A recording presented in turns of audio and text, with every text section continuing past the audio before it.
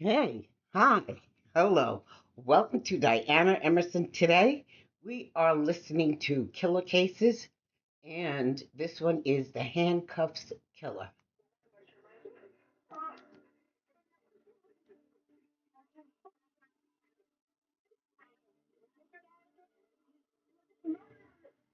Been tortured, handcuffed behind her back.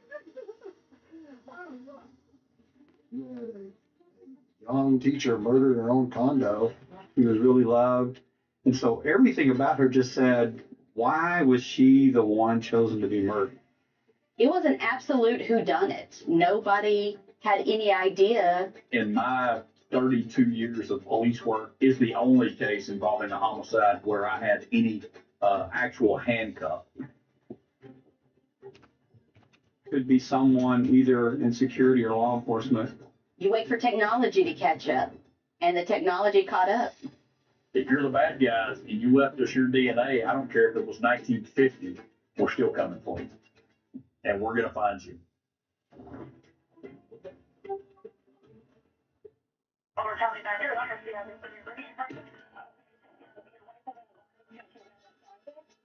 This is what he's going to stop.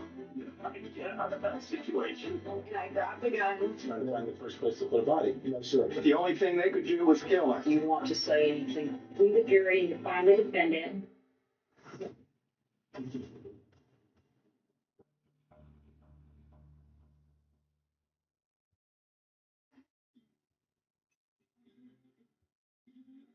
Beaumont sits about an hour and a half east of Houston. It's heavy in the oil and gas industry, refineries. Beaumont has a history of old oil money. The Spindletop oil boom was here, and a lot of the founding families are still in the area. Including the Edwards family. They've always been a pillar of the community, two of the most kind and honest people that have really ever lived here. In 1995, Mary and Lum Edwards were the proud parents of a son and identical twin daughters. Catherine and her twin sister Allison were fantastic people, full of energy, very giving. They were wonderful girls. They both went to the same college. They were both teachers. Back in 1995, 1996, it was a small, comfortable city, lots of good people, with a very low crime rate, which made this crime even more shocking. And now, what was your emergency? Who's your sister? Catherine Edwards? Okay, tell us 31. 31? Okay, who's over there with her? She thinks she's alive. That 911 call tears at your heart, doesn't it?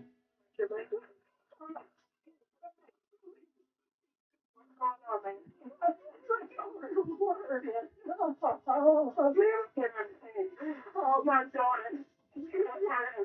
What did your daughter do? I don't know if there is a word to describe the grief that you could hear in those phone calls. The parents had gone to Catherine's townhouse when she had failed to show up for their weekly family lunch. We came over and found her. She's handcuffed. She's been tortured. Okay, what do you mean she's handcuffed? Handcuffed behind her back. And I think they found her. Found her laying sideways over the bathtub. She have a boyfriend, maybe a guy or anything that lives here. Okay, there was no one else in the house. No, she lives alone. Okay, we just found her. Okay, well, they're on their way right this minute, okay? Okay, all right. When you hear that call, you hear the sheer agony and terror of a mother finding her daughter murdered, half naked, slumped over a bathtub, and in her words, tortured. The plane that was there, she emphasizes that her daughter has been mutilated. And she has been drowned. Go ahead and send out JP, ID, and get an investigator going. Get him a heat up, get him. One thing. The police arrived. Nothing's disturbed on the first floor. There was no indication of break-in on the front door. The sliding back door, glass door that led out to the back patio is locked. But when they went upstairs, it splits. There's a bathroom straight ahead, which is where she was found. She was nude from the waist down, and her hands were handcuffed down her back. There was Smith & Wesson handcuffs, which were common for police officers to carry. It sets off two red flags. One is that this person came ready to do something. They were ready to subdue her. And second, it set off a kind of a scare because it could be someone either in security or law enforcement. And there's a bedroom to the right, which is where she had been sleeping. Bedroom was disheveled up around the bedspread, the comforter, the sheets, everything just looked like there had been some kind of struggle on top of that bed. There was semen found on the comforter, and that's what ended up being tested along with swabs from her body. Any murder scene's usually bad, but this one was exceptionally bad. You had a young teacher murdered in her own condo. Now the community is outraged, scared. There's an emotional aspect of it. You need to find somebody fast. Detectives wanted to know if Catherine, an elementary school fifth grade teacher, had anyone or anything in her background that would offer a clue. There was not one bad thing we could find someone to say about her. She was just a joy to be around. She was a nice woman. She was extremely kind, and she just recently got into a Bible study group that she was really loved. And so everything about her just said, why was she the one chosen to be murdered? In the first week or two, they were concentrating on, ex-boyfriend. He was a suspect from the start, and they were just sure it was going to be him. He was considered abusive verbally. They had just recently broke up. But the ex-boyfriend's DNA was not a match, and he had an alibi. He really went through the ringer, but he didn't have anything to do with it. She kept a journal, which was good because they were able to get a lot of names out of that journal. Other people that she had dated were interviewed, and everybody voluntarily gave a sample. There were sex offenders that were approached and gave samples. That DNA was entered into CODIS, and there was never any hits, meaning that person had never been arrested, never been to prison. So we didn't have anybody that had a criminal record. I think this case probably had more DNA collected and tested in it than any other case in the history of Beaumont PD. And then police had to come to terms with the use of the handcuffs in the crime. In my 32 years of police work, is the only case involving a homicide where I had any actual handcuffs. I've had bindings before, ropes, different things like that, but I've never seen a pair of handcuffs used before, and haven't since, for that matter. We believe that maybe this is some policeman that she knew that she allowed to come in the house. Is this someone that could have been at the crime scene with us that day? People don't have handcuffs, especially a pair of Smith & Wesson brand handcuffs. They're sort of expensive. It's not just an item that you would have for no reason. Everybody was looking over their shoulders, wondering, could it possibly be? Could it possibly be? I think it made it more difficult for the detectives because you never knew who to share details with. The Beaumont Police Department had all the law enforcement turn in their handcuffs. They looked at prior misbehaviors by law enforcement individuals, and they went and checked them and had them do DNA samples, and of course those were negative. As the years went by, through presidents, wars, hurricanes, the case file sat on the shelf. Just went totally cold. They had no more ideas, no more suspects. They just didn't have anything. It was an absolute whodunit. This was a complete whodunit. Nobody had any idea. For something as old as it was, there were still so many people that remembered everything about her. She was a special person to a lot of people. Ultimately, our thoughts were reprocessing of the evidence using modern DNA technology. If you're the bad guys and you left us your DNA, I don't care if it was 1950, we're still coming for you. And we're going to find you.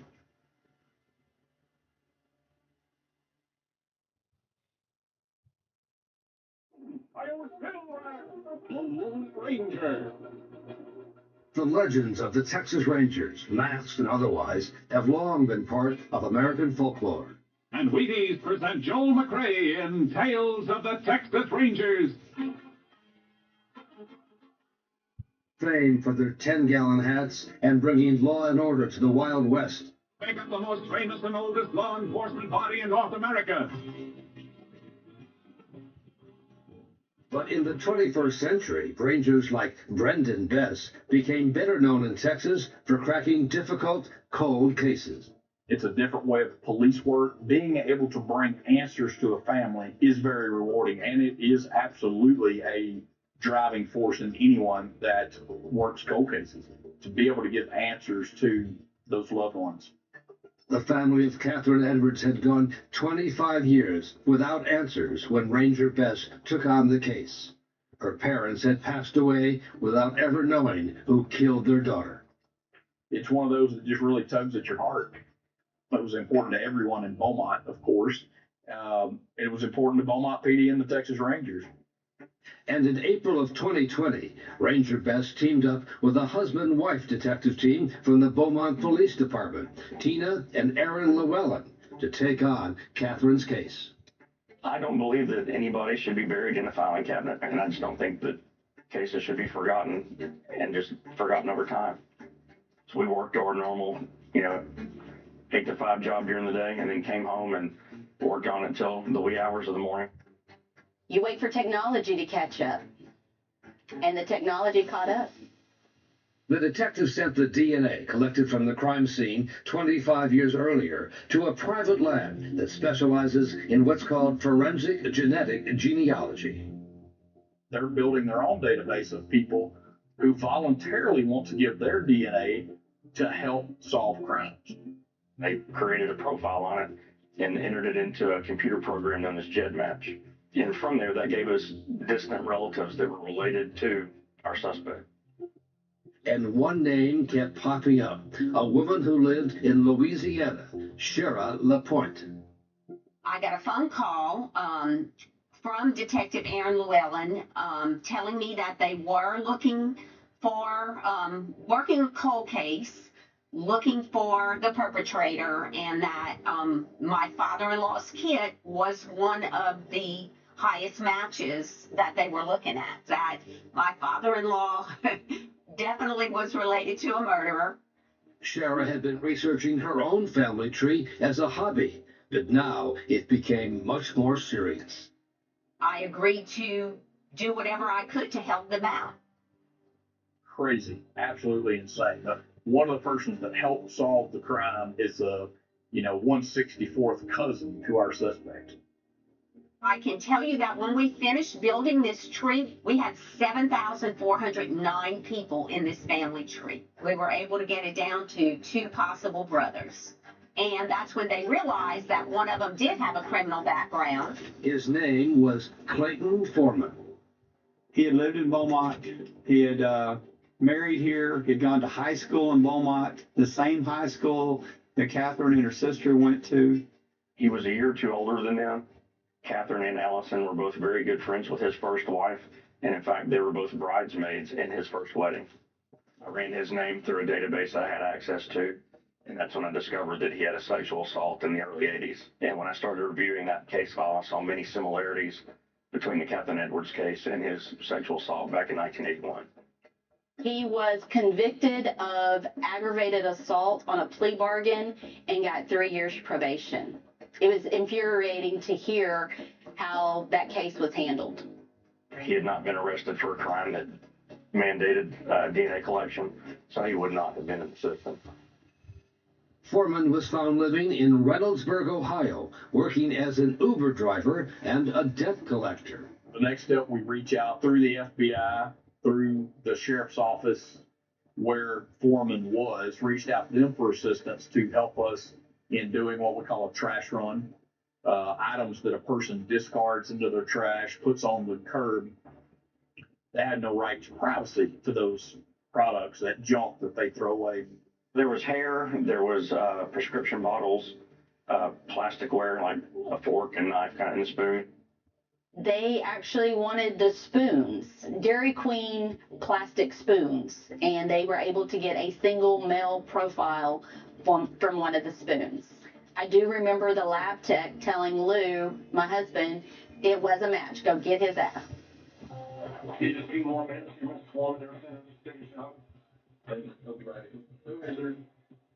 Foreman had been brought in by the local police on a ruse. Like a missing purse, and him being an Uber driver, and one of his clients claimed her purse was missing.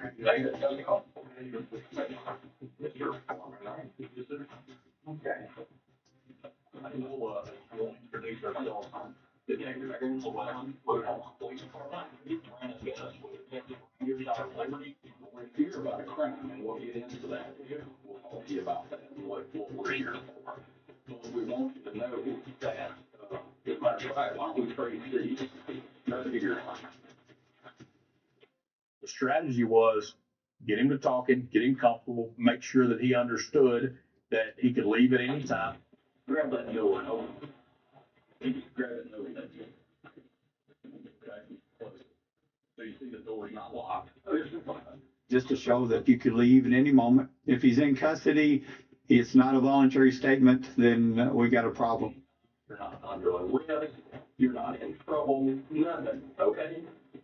Would you like to stand and talk to us? I understand you don't know what it's about. Are you okay with us talking to you at least? Right. You talk to me. Great. Okay. So what we're here about is we're the cold case investigators. So the crime that we're looking at is the murder of Mary Catherine Edwards.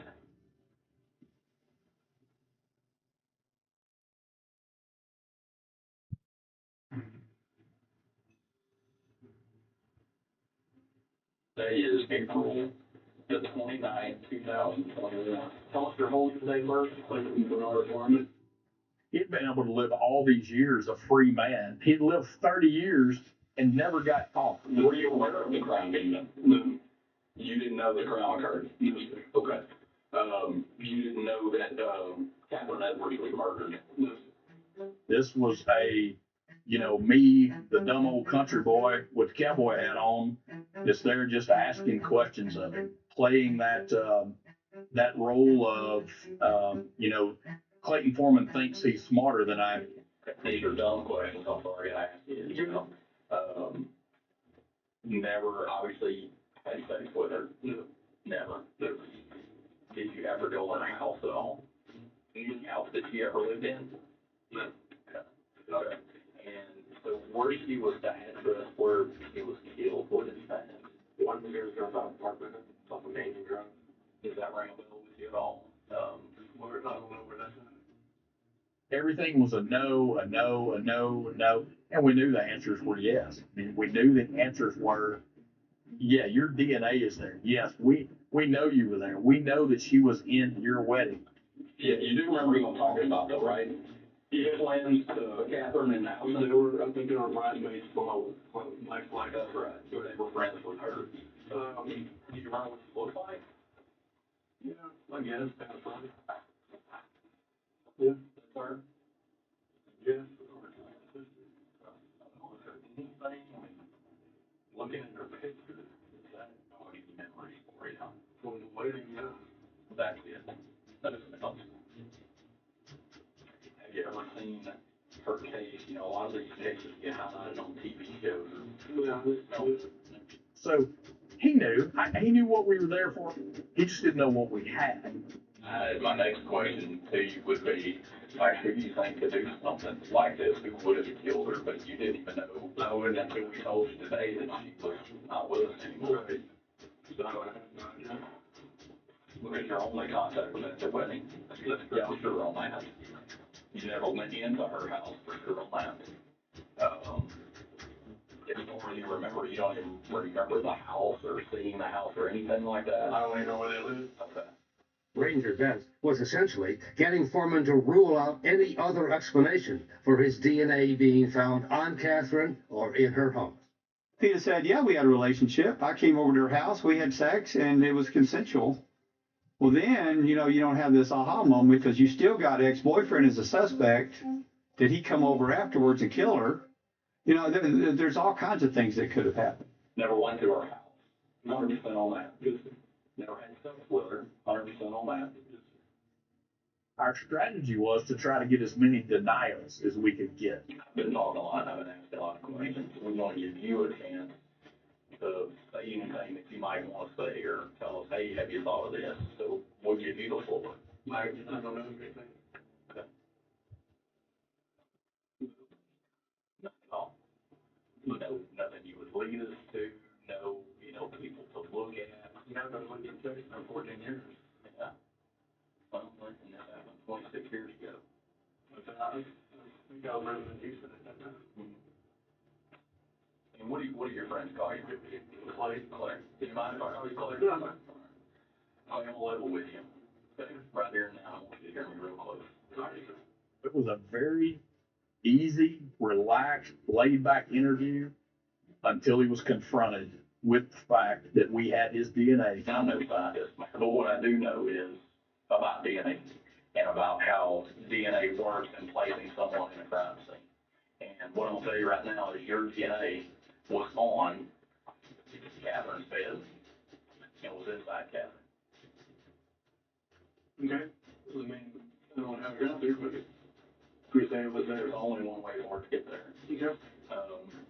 And that's by you putting it there. And it's semen and sperm. And it's yours. Okay. Do you understand that? Do you understand the implications of that? The day that you died, the night that she died, your DNA is in her, and your DNA is on her bedspread. Your DNA is in her vagina, and your DNA is in her rectum. And you're sitting here telling me, you understand DNA? Do you understand that? Yes. There's nobody else's DNA that was inside her, and there's nobody else's DNA that was on that comfort on that bed. And the only way for that to have gotten there would have been for you putting it there. Now, I don't want you to say anything right this second. I want you to think about the next words that come out of your mouth. I want you to think very hard about that. You're a smart guy. There's no doubt about it. I really felt that he was going to confess in the end. When he was confronted with the fact that we had his DNA, that he would confess. What I ask you is now to be honest with us completely and tell us, how did that happen? I'm not going to say things. If I need an attorney now, You probably need one, or you do need one. if you're saying I did that, then I probably need an attorney to talk to. That's up to you. If you want an attorney, you can get an attorney. That's absolutely fine. It is. We don't hold it against you, anything like that. You're here voluntarily. You get to walk out of that door right now. You do, or whenever you want to. You can walk out right now. We're giving you that shot. Tell us your side. But if you want to not talk, and if you want an attorney, we're good with that too. That's up to you, though. Understand? That's what I would say. He was allowed to get up and walk out of the room. Now, he didn't know that 20 feet away, all those police officers were just waiting on him to arrest him. You can hear as they walk out the door, you hear them. It's not like 2 or 3 steps when you hear Brandon Best telling.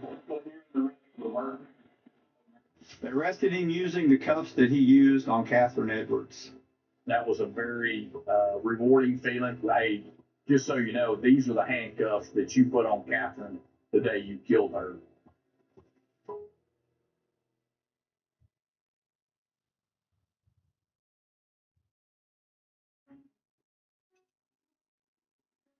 It took nearly 30 years, but today the family of Mary Catherine Edwards faced her accused killer. If convicted, he's facing life in prison. People that knew him watched the trial. They said he was such a nice guy. He absolutely was a devil in disguise. Good morning. Good morning. This is not going to be easy for a lot of people, but it's got a long time coming.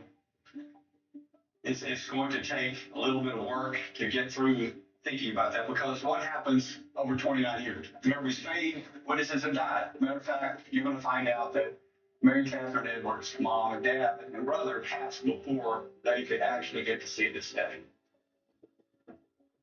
You're going to hear 911 call. You're going to hear the emotion. You're going to hear how Catherine's mother tells the 911 operator that her daughter has been tortured. We came over here and found her. She's handcuffed. She's been tortured. So hearing their voice, we've got two deceased people crying out in agony over their deceased daughter. It kind of gets the jury into the story. But Foreman denies ever having any contact with her, other than when she was in his wedding years before his wife.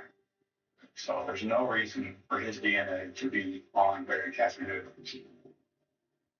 I'm confident that when you look at everything that we're going to show you, you're going to find out that Clayton Foreman sexually assaulted, killed Mary Catherine Edwards. Mr. Burbank, if you want to make an opening statement at this time. No, Your Honor. Defense reserves their right in case you choose. You bet. But prosecutors knew that Foreman, in jailhouse phone calls, had been telling friends that he was confident he could beat the charge. Like I said, I'm pumped up about it right now. I'm not trying to get stuff legal. We have things to do. They call it elephant potato. Are you related to Mary Catherine Edwards? Yes, she was my twin sister. Allison described the horrifying discovery her parents made at Catherine's home. So I called, and my dad answered the phone, and he was frantic, and he said, "Your sister's dead. Your sister's dead."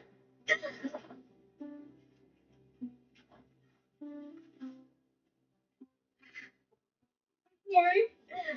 I remember we just cried. We just sat in my living room and cried and cried and cried. And forever, I didn't know. I didn't know what happened to her. It was just that she was gone was all I knew.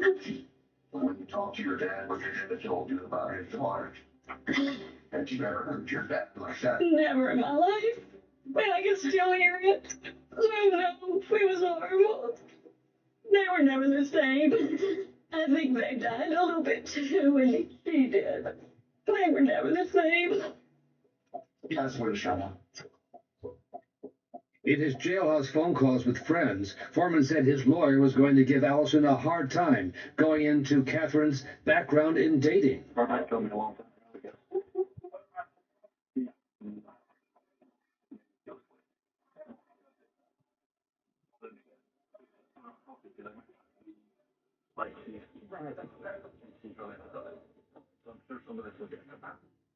Catherine dated several people, correct? Correct. When did David come into the picture? David was her college boyfriend.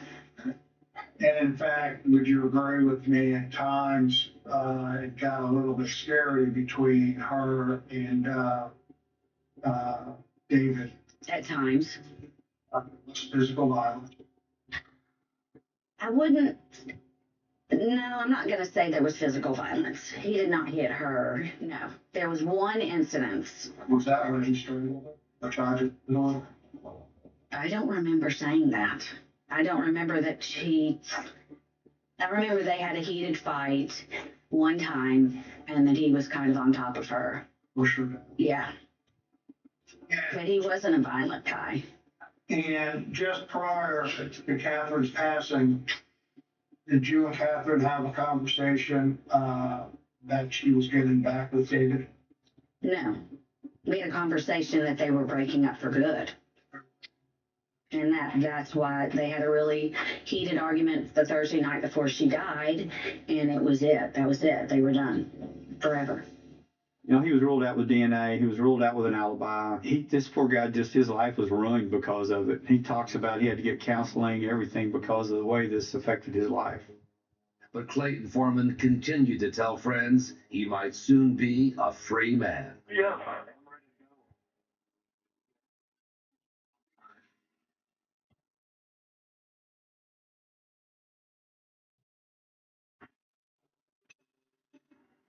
Can you state your name for the record, please?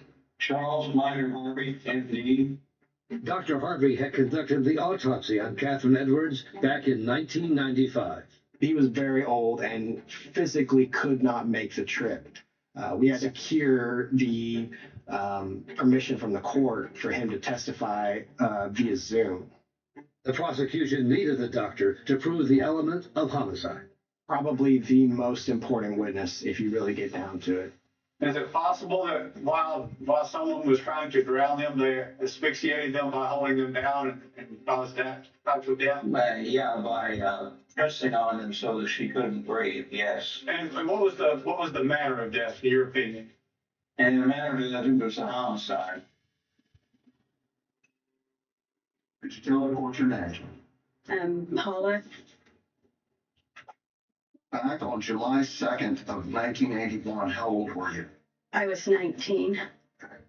As the prosecution prepared to close out its case, there was a surprise witness, the woman who Clayton Foreman had raped and sodomized years before the murder of Catherine Edwards.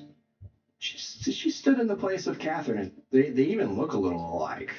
We have somebody else that he did this to, and it was pretty similar. And do you see that person here in the courtroom here today? Yes, sir. Would you please point to him and identify an article of clothing on him? A gray shirt. So very clear. This man right here? Yes, sir. Okay, you're going to let the witness identify the defendant Clayton Foreman. Record shall so show. You sure it's him? Yes, sir. Even though 40 years have passed? Yeah. Yes. Yes. And that was probably the bravest thing I've ever seen in my life, because she went through horrendous sexual assault, and that hurt her. It hurt me just to listen to her. Did the defendant claim to be a policeman? He did. Okay. So did you get into his car? I did. At some point, did you realize you weren't going to your house? Yes. What were your feelings at that particular time? Just scared, confused. This is 40-something years ago, and you're still shaking. Where did he drive you? I don't. Was it a road or was it the middle of a field? It was a field. At that point, did the defendant's demeanor start changing? Yes. What's on? He's mean. Did you start crying? Yes, I did. Did he tell you anything when you started crying? Yeah, to stop and to shut up. To shut up? To stop. And he told you to shut up? Is that correct? Yes. Did he say anything about what he wanted you to do? He just told me to get in the back seat. Did he say you go along with this? I don't. Did you get into the back? I did. When he got in the back, what did he do? Well, first he tied my hands back. He tied your hands behind your back? Yes. Do you remember what he tied your hands behind your back? It was like a belt. A belt?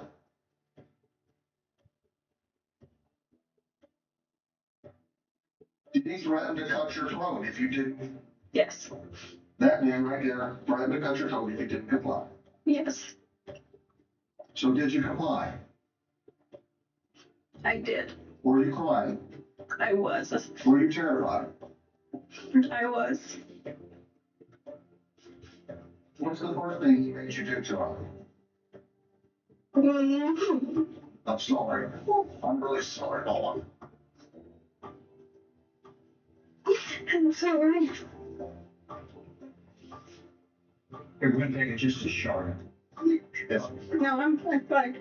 In terms of the most gut-wrenching testimony that the jury heard, I would say she's pretty much at the top of the list. Oh, you're doing great. You ain't in there for someone that's good there. That's the greatest person I know. At the time, she had gone along with the plea bargain that avoided the trial and kept Foreman out of the news and out of prison. She said she's carried that guilt for a long time. You came here today to tell us true what happened to you 42 or 43 years ago, right? Yes. Who did you do that for? For Catherine. That's the worst. The defense chose not to challenge her account of what Foreman did to her. If I were in Mr. Burbank's shoes, I don't know that I would want to push the envelope there. You can do a lot more harm than good for your case. She was amazingly courageous, and if nothing else, I mean, this case allowed her to have her day, and she was absolutely outstanding.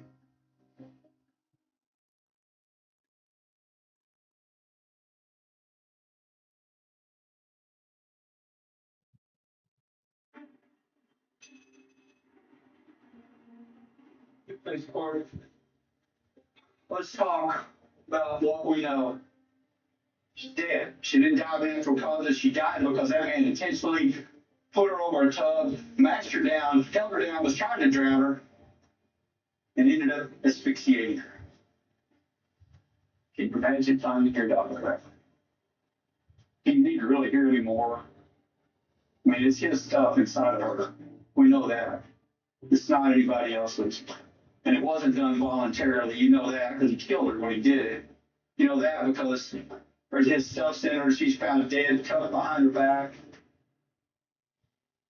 Mary Catherine Edwards was let down by people ignoring evidence. And I'm asking you, don't make the same mistake. Don't ignore the evidence. The evidence is there, it's clear, it's not difficult, it's simple. Hold Clayton and our woman responsible for what he did. That one, January 14th, 1995. Thank you.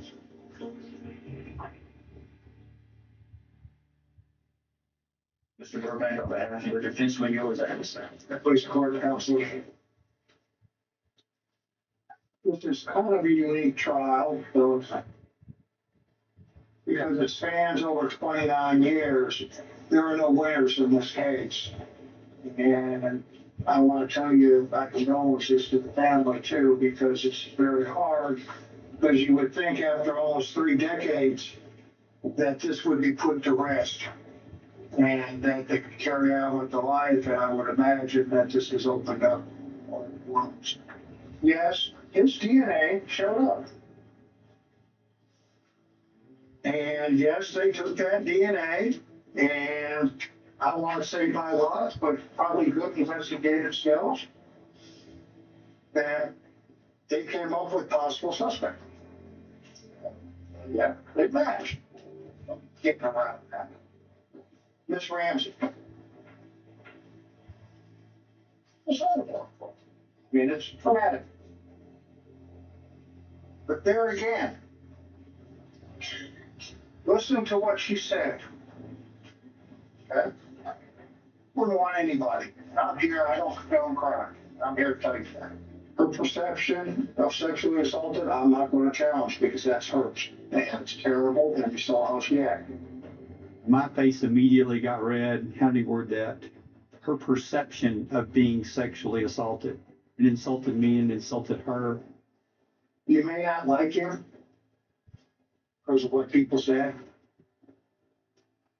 I hope that was not an easy decision because, as I said, both sides was very painful. And it is what you all been called upon to make sure you value or you judge the credibility of the witnesses, that you apply, what I say, to the law. In this case, I submit to you, they have not met their burden of proof. It's look out. Thank you all very much. We have all, myself included, have been waiting 29 years long enough to bring justice to this family, to us. You will be the last voice that will speak for Catherine. Make it worthy of her.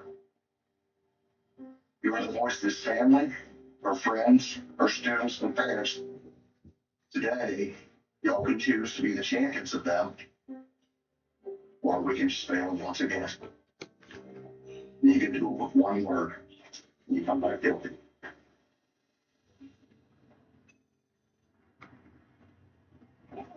This time, please bring your has reached a verdict in this case. Is that so, sir? Yes, sir. I don't think they were out longer than an hour. If you would be so kind, pass the documents to the bailiff. Thank you. I was sitting in there holding hands with Tina, holding hands with a student of Catherine that she had taught in second grade. You know, we're squeezing hands. In cause number 21-38410, the state of Texas versus Clayton Bernard Foreman. We, the jury, find the defendant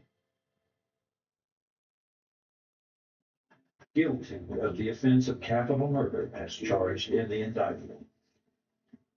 I don't think I've ever felt this good about a verdict. There was just this huge relief and tears just flowing out of, I think, everyone in that courtroom other than Clayton Bernard Foreman. He showed no remorse, absolutely no remorse, no emotion. Under Texas law, the brutality of the murder alone is not enough to impose the death penalty. And specifically, it has to be that we have to prove a future danger. Although we definitely have our suspicions, we didn't have any direct proof that Clayton Foreman continued to engage in these kind of crimes after Catherine Edwards. Clayton Bernard Foreman, the only option is life imprisonment. And there is parole, which I believe is 40 years. He's not going to live to see that day. I'm extremely happy that he will be spending the remainder of his days in a Texas prison system that has no air conditioner. And Foreman became convinced that it was Texas Ranger Brendan Bess who was responsible for all of his problems.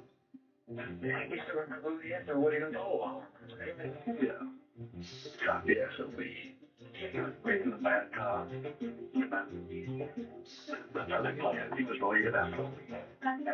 He's a vile human being. Do I plan on at some point in time going back to see him? Absolutely. I believe there's more there. Figuring out what makes this clock tick will potentially lead us to other victims. I think you're going to see more and more of these cases get solved on a much more frequent basis. And those people that did something really bad are going to get that mysterious knock on the door one day. No other case will ever be this case. Nothing will be Catherine again. I mean, everywhere you turn, she touched so many people's lives. I was so satisfied that after all these years, we got to get them some kind of justice.